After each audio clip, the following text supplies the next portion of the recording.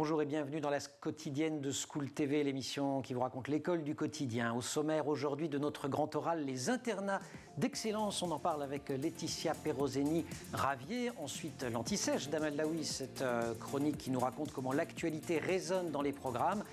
On parlera aujourd'hui guerre hybride. À la récré, une vidéo qui raconte comment un jeune sensibilise les enfants à l'alopécie. Et puis on est lundi c'est la chronique Dress Code. Anne Tourneux nous dira tout sur l'uniforme, sujet qui fera peut-être réagir également notre invité. Mais pour l'instant, le grand oral.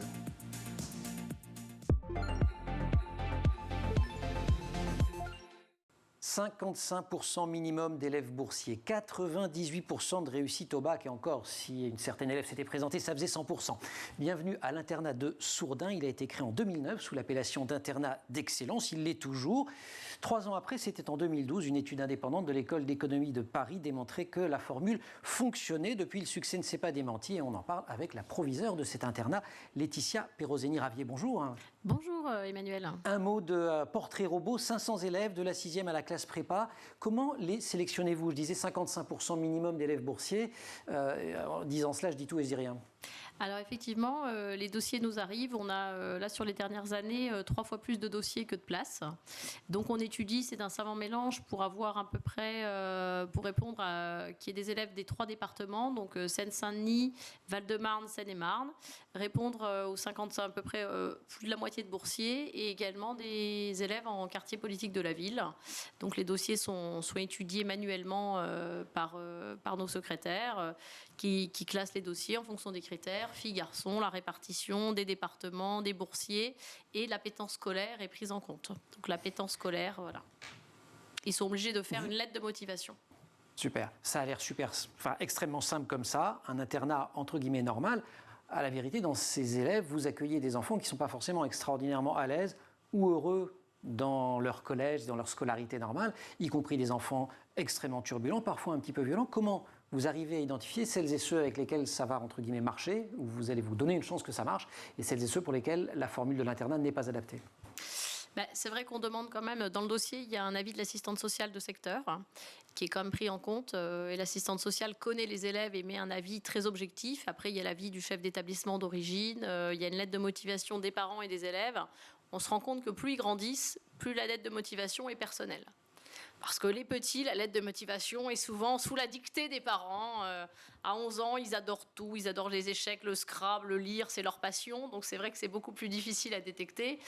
Quand ils écrivent à 15-16 ans, c'est plus personnel et ils admettent leurs failles, ils admettent leur réussite et c'est plus sincère. On voit que c'est eux qui ont écrit. Sourdin est un internat d'excellence. Ça veut dire que vous visez ce fameux 100% au bac, des mentions, de l'entrée dans des belles filières de l'enseignement supérieur, avec des élèves qui n'ont pas forcément le niveau scolaire au départ. Donc, c'est quoi les ingrédients du succès ? Les ingrédients du succès, c'est comprendre des élèves quand même qui ont une appétence scolaire. Donc, l'appétence scolaire, ils ont envie. Donc ils sont pas en arrivant. Ils ont envie, ça ne veut pas forcément dire qu'ils ont de bonnes notes, non, mais ils seraient d'accord pour en avoir. Ils seraient d'accord pour en avoir. Ils adhèrent au projet Sourdin. Ils adhèrent au fait de travailler, d'être en internat du lundi. Ils arrivent vers 8h30 le lundi jusqu'au vendredi 17h. Ils ne sortent pas de l'internat. Même les lycéens n'ont pas le droit de sortir du site. Donc il faut quand même qu'ils adhèrent au projet. Donc ils sont dans notre enceinte qui est certes grande, mais ils sont dans l'enceinte toute une quinzaine d'hectares, c'est ça ? Une quinzaine d'hectares, voilà. Donc ils ont de l'espace, mais le soir ils vont à l'étude. Enfin, il faut quand même qu'ils adhèrent au projet. Ils ne regardent pas la télé. Les collégiens n'ont pas le droit au téléphone. Je crois qu'il y a une politique particulière. Les collégiens n'ont pas le droit au téléphone à part une demi-heure par soir. Les lycéens ont le droit davantage, mais les collégiens c'est une demi-heure par jour. Donc il faut vraiment qu'ils adhèrent au projet. Donc quand ils n'ont pas le téléphone, pas la télé, forcément ils ont un peu plus de temps pour être au travail. Est-ce que l'adhésion des familles c'est important ? Oui. C'est primordial, l'adhésion des familles, la confiance des familles en l'internat et surtout des élèves. Qu'est-ce que ça change pour les enseignants d'avoir affaire à des enfants ou des adolescents qui sont en internat par rapport à un collège ou à un lycée traditionnel ? Ce qui change, c'est qu'on est obligé de s'intéresser. On ne les prend pas en charge que 8 heures par jour, 7 ou 8 heures par jour. On les prend en charge 24 heures par jour. Et du coup, on est obligé de savoir ce qui se passe après. Donc, l'internat d'excellence, le fait que tous soient internes, ça, c'est quand même une singularité, fait qu'il y a une liaison entre le pédagogique et l'éducatif. Les enseignants, beaucoup restent le soir. On a des études jusqu'à 19h, 19h30. Il y a des enseignants qui proposent des activités, un ciné-club jusqu'à 22h. Les enseignants eux-mêmes s'impliquent dans les projets du soir pour qu'ils puissent vivre à l'internat. Il n'y a pas d'un côté les enseignants et d'un côté la vie du soir. C'est une communauté. C'est une communauté, voilà. On va continuer à en parler de cette communauté. Ce sera juste après l'Anti-Sèche, la guerre hybride avec Amal Laoui.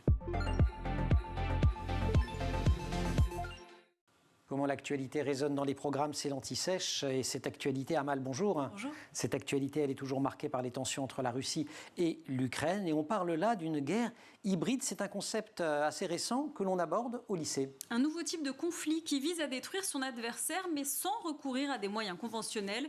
La guerre entre la Russie et l'Ukraine, on le sait, a commencé en 2014 avec l'invasion de la Crimée. Ce n'est pas une guerre classique. Il n'y a pas d'incursion militaire ni de mort sur le champ de bataille. Je vais y arriver. Et donc, quels sont les moyens qui sont employés dans cette guerre hybride? Eh bien, on essaie de déstabiliser l'adversaire avec des cyberattaques en utilisant la désinformation. Ces attaques, bien qu'elles soient insidieuses, sont tout aussi dangereuses. Et pour répondre à ces attaques de l'ombre, eh bien, l'OTAN a signé un accord de coopération en matière de défense technologique avec l'Ukraine il y a quelques semaines.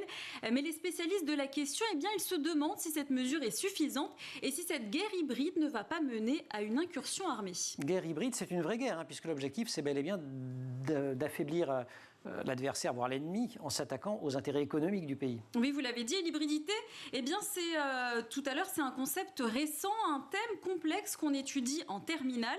Sur le plan opérationnel et tactique, eh bien, l'hybridité bénéficie de la mise à disposition de moyens technologiques qui, autrefois, étaient propriété des États et des forces armées régulières, mais qui se trouvent aujourd'hui dans les mains de groupes armés ou d'acteurs non étatiques. Sujet qu'on aborde en terminale, précisément dans le programme de géopolitique, ou même, si je veux être hyper précis, en histoire, géographie, géopolitique et sciences politiques. Oui, c'est ça, HGGSP dans le chapitre « Faire la guerre, faire la paix, forme de conflit et mode de résolution ». Eh bien, l'étude de ce thème a un double objectif. D'abord, comprendre les logiques des affrontements armés et étudier les modalités de construction de la paix. On va étudier la nature des guerres entre la fin de l'époque moderne et celle de la Révolution et de l'Empire et leur évolution jusqu'à aujourd'hui. Alors, on va aussi dans ce chapitre apprendre comment se caractérisent les nouvelles formes de conflit en faisant la distinction entre guerre asymétrique. Est-ce que vous savez ce que c'est une guerre asymétrique? J'étais sûre, je me suis dit révise, Emmanuel, révise. Non, je ne sais pas. Vous savez ce que sont les guerres?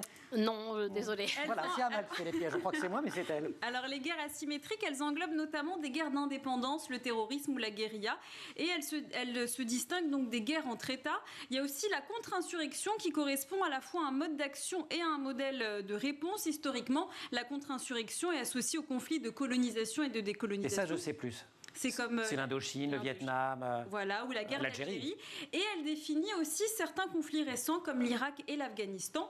Et donc, ils vont aussi apprendre ce que c'est la guerre hybride. Donc, l'hybridité, nouvelle forme de guerre qui pose la question de l'adaptation de nos sociétés comme de nos outils militaires. Amal Laoui, merci beaucoup. La guerre hybride au programme de géopolitique. On poursuit avec une autre forme d'hybridité entre la vie scolaire et la vie sociale. C'est l'internat. Et notre invité du Grand Oral. Laetitia Perroseni-Ravier, proviseure de l'internat de Sourdin. Vous proposez, alors je disais 15 hectares, il n'y a pas que ça. L'internat de Sourdin est connu depuis sa création en 2019 pour être en 2009. Que dis-je, en 2009, pour être un internat qui propose plein de choses. Il y a un centre équestre qui ne vous appartient plus, mais auquel les enfants ont accès. Il y a beaucoup d'activités sportives. C'est très sport et culture, d'ailleurs. Qu'est-ce que ça apporte, ce bain-là? Ça apporte aux élèves un contexte favorable pour après la poursuite d'études, et puis ça offre ce que tous ne pourraient pas avoir chez eux. Je veux dire, l'équitation, en ayant 55% d'élèves boursiers et la majorité venant de quartiers politiques de la ville, l'équitation c'est quand même rare. Hors d'accès. Oui, c'est hors d'accès. Et puis en plus, les centres équestres, c'est assez rare en cité. Donc c'est vrai que là, nos élèves, tous les collégiens ou tous les lycéens qui le souhaitent, s'inscrivent et peuvent bénéficier de séances d'équitation prises en charge par l'internat. Pareil pour la culture. Pareil pour la culture. Donc toutes nos sorties sont gratuites et pour les élèves, donc prises en charge par l'internat et gratuites pour les familles. Normalement, on essaye que tous les élèves de la 6e à la terminale puissent avoir au moins une sortie scolaire dans l'année. Voilà, alors là, ça fait 2 ans que c'est un peu perturbé par le Covid, mais hors Covid... Vous y arrivez. Et on fait en plus, là depuis qu'il y a le Covid, on s'est un peu diversifié et on fait venir des troupes de théâtre. Là aujourd'hui, il y a une troupe qui vient et qui fait une représentation pour tous les sixièmes. Ils vont jouer quoi ? Il y a La Parure. Et il y a une pièce de Molière cet après-midi pour les sixièmes. Voilà. Formidable. La troupe vient à nous. C'est l'anniversaire Ce qui nous permet quand même de faire venir la culture à nous quand on ne peut pas y aller. Et ça fonctionne très bien avec l'anniversaire de Molière dont nous parlait Amal dans une chronique récente. L'envie de réussir, comment elle naît ? Comment elle se travaille ? Ces enfants, ils ont envie de réussir avant d'arriver chez vous et ils n'ont pas des conditions, ou alors vous allez créer l'étincelle ? Je pense qu'il y a un peu un mélange des deux. Je pense que c'est des enfants, alors quand ils arrivent en sixième, ils sont petits. Je pense qu'ils ont envie d'être là parce que voilà, les parents les poussent un peu, ils ont envie, mais en grandissant, ils se rendent compte. Et puis on travaille quand même assez rapidement sur l'orientation de plus tard. Et je pense que l'envie naît. On a des cordées de la réussite, on a une cordée avec Sciences Po, une cordée avec Dauphine. Cordées de la réussite, ce sont des dispositifs un peu de renforcement, de préparation à l'entrée dans l'enseignement supérieur qui sont copilotés avec des établissements d'enseignement supérieur, c'est ça ? Voilà, c'est ça. Donc on en a une avec Dauphine, une avec Sciences Po. Et c'est vrai qu'on a quand même tous les ans des élèves qui intègrent Sciences Po et Dauphine. Et en rentrant chez nous en sixième, je pense qu'ils n'avaient pas cette idée ou cette ambition.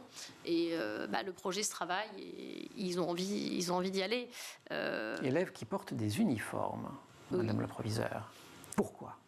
Alors pourquoi ? Je n'étais pas à l'origine du port de l'uniforme, mais effectivement, il me semble que quand l'uniforme a été mis en place, c'était par souci d'équité, pour que quand on est à Sourdin, il n'y ait pas de différence entre les uns et les autres. Tout le monde est en uniforme et ça crée de l'équité.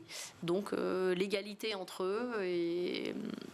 Bon, moi je suis arrivée là il y a 2 ans, j'ai découvert l'uniforme et je souscris à 100%. Vous auriez souscrit, je ne sais pas, il y a 10 ans, si on vous avait posé la question ? Comme ça, je n'avais pas d'expérience, mais avec l'expérience, moi, je trouve ça plutôt bien. Et en plus, ça donne une identité. Quand on va quelque part et qu'ils sont en uniforme, ils savent qu'ils sont de Sourdin. Et on les reconnaît, ils se reconnaissent entre eux. Ça leur donne en plus... Une forme de fierté aussi ? Une forme de fierté, voilà. Quand on sort, ça donne la fierté d'appartenir à Sourdin. Comment commencer l'ambiance à l'intérieur de Sourdin ? Alors, il y a eu un reportage chez nos confrères de TF1 7 à 8 à faire. On peut voir Sourdin sur Internet, en replay d'ailleurs. Mais quand on raconte les choses, on dit uniforme, pas de téléphone portable, les horaires, enfin tout ça fait très cadré, quasi-militaire. En fait, non, c'est pas... Comment est l'ambiance ? Non, l'ambiance, oui, peut-être qu'on a une ambiance un peu stricte au sens du terme, mais je pense que le soir, alors les cours, ça passe... Les cours, c'est des cours, oui. Les cours, c'est des cours. Le soir, après, aux internats, les élèves, ils sont comme entre eux, ils recréent une espèce d'ambiance de famille au sein de leur chambre. Ils sont 5 à 6 par chambre pour les collégiens, 4 à 5 pour les lycéens.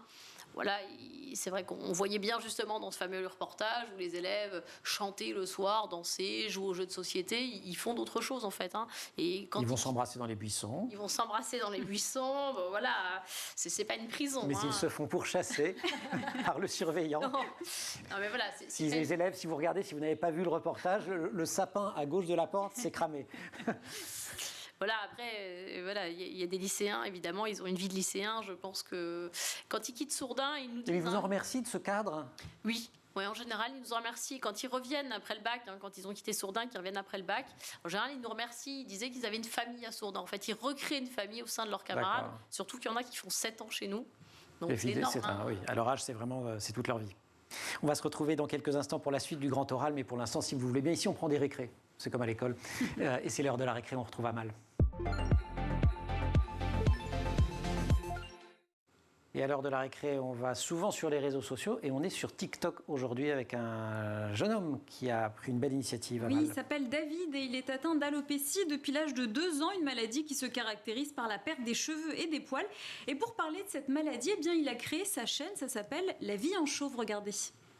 Chapeau. Merci. Oh, est-ce que t'as eu une alopécie aussi ? Oui, c'est des pelades. J'imagine qu'on a dû vivre les mêmes remarques. Les gens qui te regardent bizarre. Les gens qui pensent que t'as peut-être un cancer. Combien de fois on me l'a faite, celle-là. Et ça va toi du coup par rapport aux gens, le regard des autres ? Ouais, ça va. Je fais même plus gaffe aux gens qui regardent mal. Autant vivre avec. Je pense qu'en vrai ça serait connu, ça serait mieux. Bah écoute, j'essaye à mon échelle de faire connaître l'alopécie en tout cas, ce que j'ai. J'ai un compte TikTok. C'est quoi ton compte TikTok ? C'est la vie _ en chauve. Je suis en train de regarder une vidéo, elle me fait délirer là. Ah, c'est stylé de ouf. David, qui a appris à accepter sa maladie de cette manière. Grâce à ces vidéos notamment, où il fait connaître cette maladie causée soit par un équilibre hormonal, un problème de thyroïde ou une maladie auto-immune, le stress, un choc. En fait, il y a de multiples causes. Cette perte de cheveux peut être définitive ou non. Et on classifie donc l'alopécie en 2 catégories. Il y a l'alopécie non cicatricielle, donc les follicules pileux sont toujours vivants et les cheveux peuvent pousser. Et l'alopécie cicatricielle, elle est définitive. Les follicules pileux sont détruits et ne peuvent pas produire d'autres cheveux. Quelle est la plus répandue? La plus répandue, c'est l'alopécie androgénique, c'est la calvitie masculine. Et l'alopécie féminine, elle peut toucher toutes les personnes plus ou moins âgées. Elle est d'origine génétique, elle est très fréquente chez les hommes. Elle touche environ 50% des hommes âgés de 50 ans et 15%. Ah bon? Ah vraiment, je ne sais pas de quoi vous parlez. C'est très gênant. Et 15% des femmes qui n'ont pas encore atteint la ménopause. Et la pelade qui se caractérise par une chute de cheveux totale ou partielle, elle est liée à un trouble immunitaire. Et chaque année en France, eh bien, on enregistre 60 000 à 120 000 cas. Merci beaucoup Laetitia. Perrosini-Ravier, on va parler de l'uniforme dans quelques secondes, dans quelques minutes avec Anne Tourneux dans la rubrique Dress Code, mais sur ces questions d'apparence, là on voit à quel point le fait de s'accepter est importante. Vous avez à gérer toutes ces dimensions de l'adolescence. Vous êtes accompagné par des professionnels de cela, des psychologues, des infirmières, en dehors des enseignants? Alors, on a 2 infirmières scolaires à temps plein à l'internat et on a une assistante sociale. Et c'est vrai qu'il y a un gros passage à l'infirmerie, sans doute au-delà des établissements lambda, parce que les élèves ont besoin d'aller parler aux infirmières. Parfois, ils y vont, ils se sont fait mal la veille, ils y vont 24 heures après parce qu'ils veulent un peu de glace. Mais je pense que c'est un peu un prétexte pour aller discuter, pour avoir un peu de réconfort, pour trouver un peu quelqu'un qui materne, qui réponde aux questions. Voilà, il y a plein de sujets. Après, effectivement, il y a aussi plein de sujets sur les règles, par exemple, des filles. Où là, les élèves de seconde, par exemple, vont aller voir nos élèves de collège pour leur parler du tabou des règles, de différentes choses. On essaye de travailler comme ça. Et vous l'organisez, cette entraide, ou elle se fait spontanément? Alors, il y a eu une demande de part et d'autre. Les lycéens proposent d'accompagner. Et puis, nous, on organise avec la vie scolaire la rencontre pour aller les uns vers les autres. Mais c'est vrai que c'est... Voilà. La vie à l'internat d'excellence de Sourdin, on en parle avec la proviseure de cet internat et c'est le grand oral. On reprend dans quelques secondes.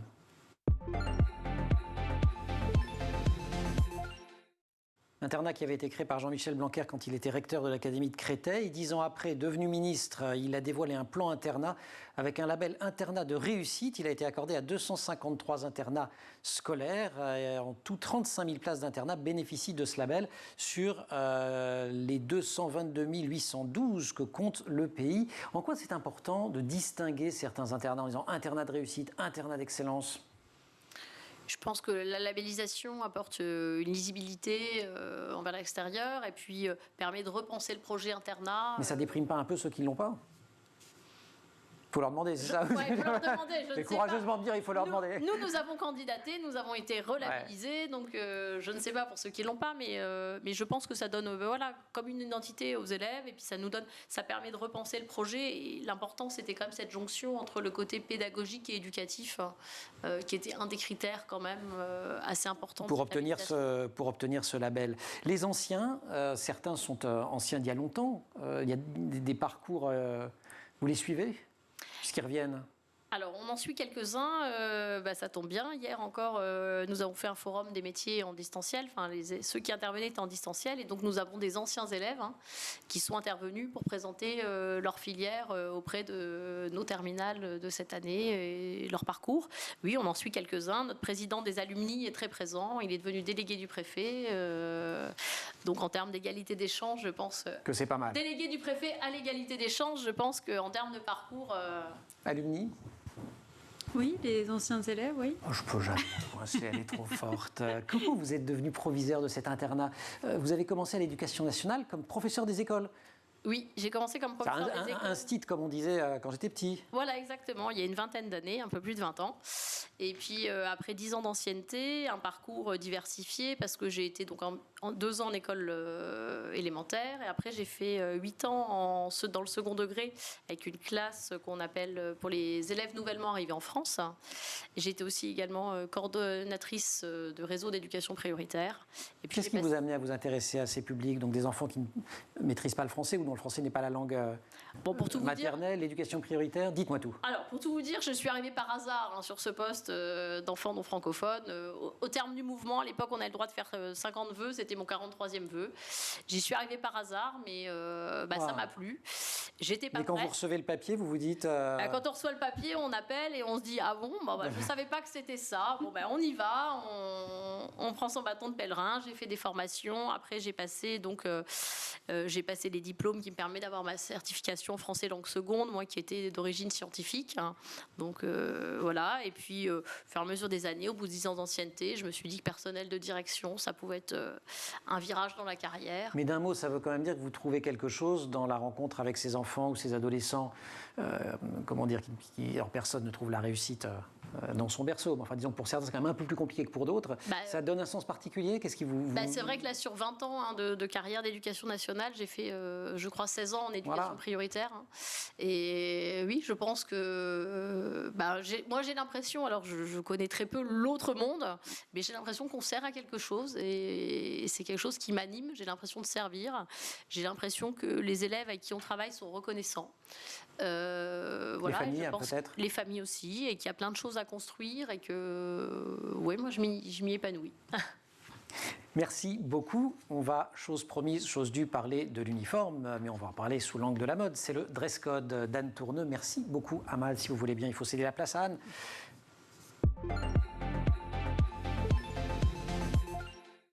Et le dress code d'Anne Tourneux ne pouvait pas ne pas parler, la double négation, super Manu, devait obligatoirement parler de la question de l'uniforme, puisque nous accueillons pour le grand oral Laetitia Perroseni-Ravier, proviseure de l'internat de Sourdin. Anne, bonjour.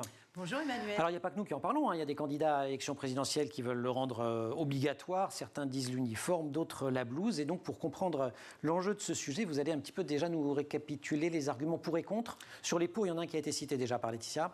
Ah, je ne l'ai pas entendu, mais effectivement, j'avais envie de revenir sur les arguments pour et contre qui font rage en ce moment dans les débats. On parle de l'habit commun, en fait, comme un remède contre les inégalités sociales et une façon d'éviter, en fait, toutes les distinctions religieuses et sociales.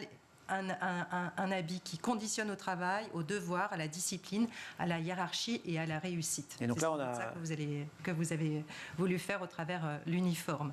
Oui, il y avait de ça, effectivement. Il y avait de ça. Et de l'autre côté, donc ce port d'uniforme apporterait en fait aux élèves les bases du bon comportement, du savoir-vivre et de la concentration. On se tient bien, quoi. On se tient bien, voilà, spontanément quand on revêt l'uniforme.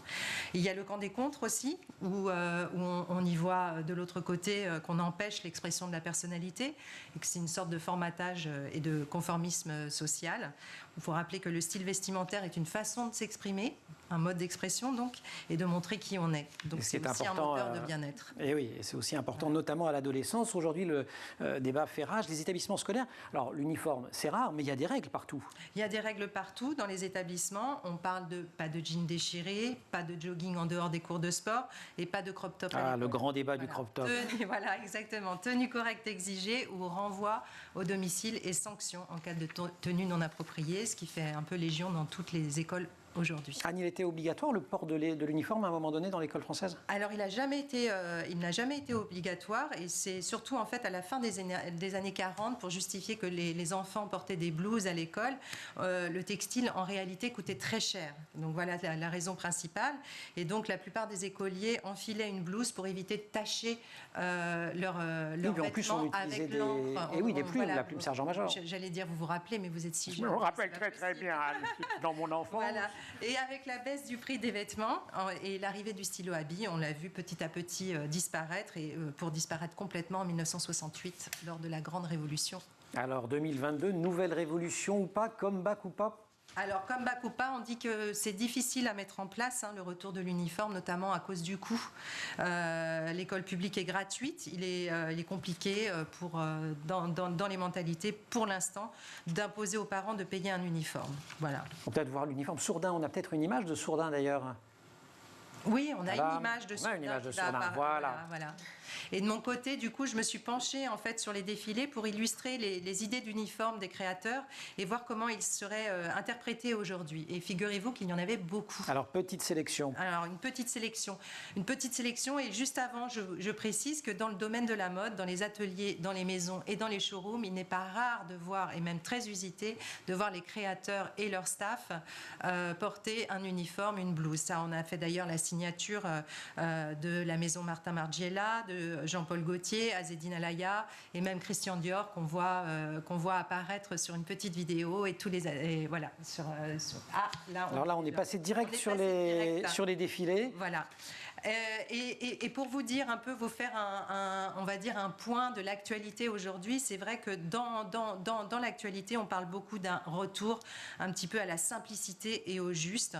Il y a un article du Monde qui titrait que personne n'a envie de se prendre la tête en ce moment. Les gens cherchent des vêtements du quotidien avec du chien, nous disait la créatrice Isabelle Marant. Donc on voit un retour un petit peu à ces choses essentielles. On veut du simple, on veut du juste, du pratique, avec quand même des pieds. On veut un petit peu tout à la fois. Donc est-ce que l'uniforme arrive maintenant sur les podiums? Je crois qu'on a eu un début de réponse. Voilà, avec une sélection d'images chez Balenciaga, la blouse uniforme oversize imprimée. Vous avez donc le futur chez Yeezy en 2020. Alors l'image est sidérante parce qu'on voit vraiment un uniforme du futur. Et il faut savoir que la marque a signé pour complètement rebrander Gap. Et donc c'est parti avec un plein d'uniformes du futur chez Yeezy, chez Gap par Yeezy. On a aussi le bleu de travail intégral chez Vêtements. Donc ça c'était le futur. Alors, donc ça c'est le futur. Voilà. Et on va passer immédiatement au bleu de travail intégral. Le bleu de travail intégral chez Vêtements. Donc là on est dans l'anonymat total. On enlève le genre, on enlève tout. Voilà. Et on a également le rose militaire chez Burberry.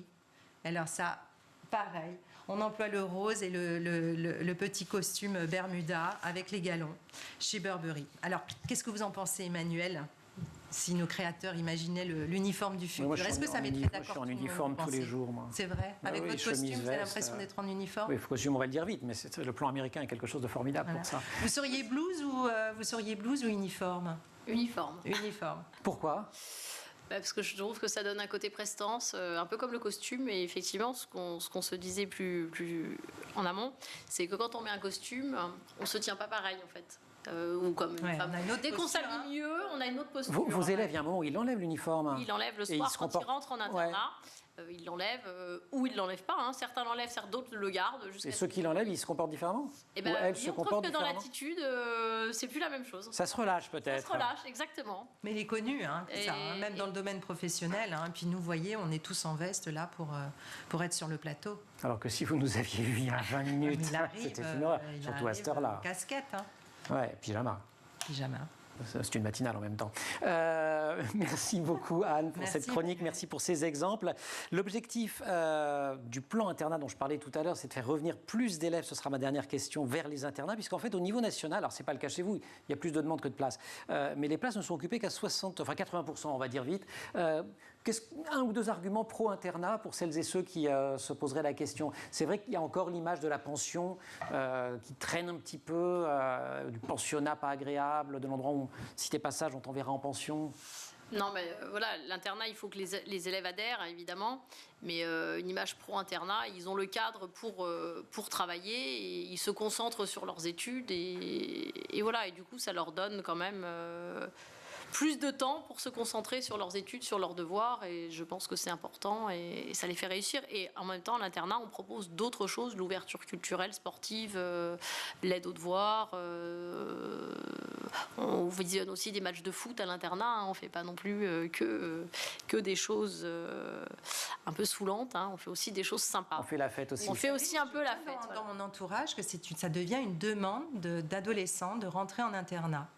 Je suis assez stupéfaite. Et quand ils reviennent, parce que quand ils y sont, parfois ils en ont un peu marre, mais quand ils reviennent et qu'ils ont un peu de recul, ils nous disent mais en fait c'était bien. C'était bien. On s'amusait bien à l'internat. Le soir, une fois qu'on était ensemble dans les chambres, on s'amusait bien quand même. Allez, puis on va briser le tabou. Quand les enfants sont à l'internat, tous les enfants, les parents, ils s'amusent aussi le soir. C'est du vécu, pardon. Merci beaucoup Laetitia Perroseni-Ravier de nous avoir raconté l'internat de Sourdin, internat d'excellence créé en 2009. Merci Anne pour avoir habiller absolument tout le monde. Merci à vous toutes et tous pour votre fidélité. Vous restez évidemment sur School TV qui continue. Et si vous voulez retrouver la quotidienne de School TV, eh bien c'est toute la journée, toute la nuit sur Internet, sur les réseaux sociaux en permanence. À bientôt.